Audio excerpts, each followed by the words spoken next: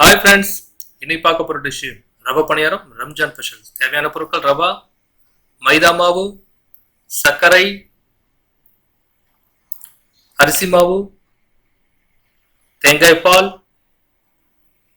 முட்டை, சோடாப்பு, தேவையான அளவு உப்பு, ஏலக்காய், சுக்கு. இது தாங்க மிக்ஸில் அரைச்சிக்கணும். இப்போ ஒரு பாத்திரத்தை எடுத்துங்க. முதல்ல ரவாவை போட்டுங்க, அடுத்தது மைதாவை போடுங்க,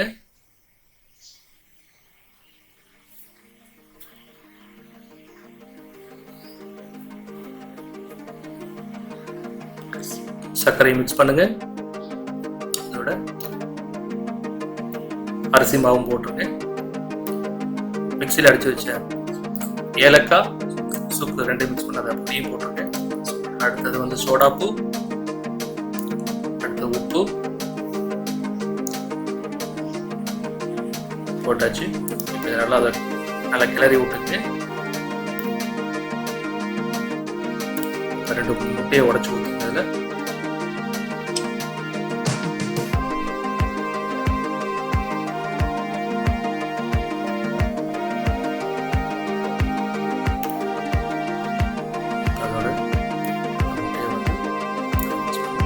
தேங்காய் பால் ஊற்றிங்க.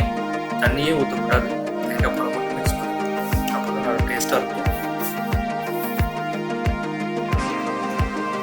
அப்படியே நல்லா பரிசு நல்லா கெட்டியாக தேங்காய் பால் ஊற்றிங்க. நல்லா மிக்ஸ் பண்ணுங்க. சப்பாத்திக்கு மாவு பண்ணிடும்போது நல்லா கரைஞ்சி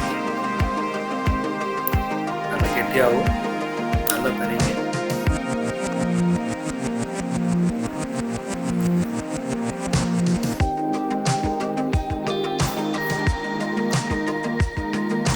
வீட்டிலலாம் விசேஷத்துக்கெலாம் இந்த ரவா பணியாரம் செய்வோம். ஒரு ரம்ஜான் பக்ரீத் எல்லாம் ரவா பணியாரம் செய்வோம். நல்லா டேஸ்ட்டாக இருக்கும்.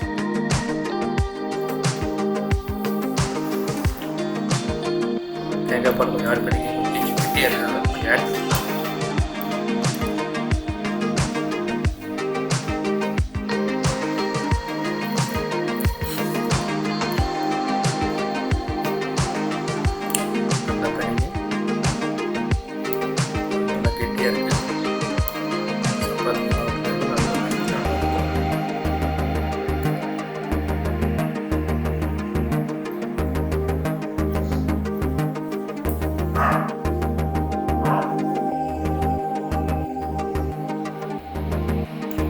கடைஞ்சாச்சு.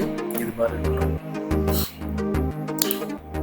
ஒரு வாழை சட்டை எடுத்துங்க. எண்ணெய் ஊற்றி தேவையான அளவு எண்ணெய் ஊற்றிக்கிங்க. நல்லா காயட்டும். எண்ணெய் காய்ச்சி நினைக்கிறேன். இப்போ இது மாதிரி கை அளவு அவ்வளோ அது மாதிரி உண்டை உண்டே போட்டாலும் சரி, எடுத்து போடலாம்.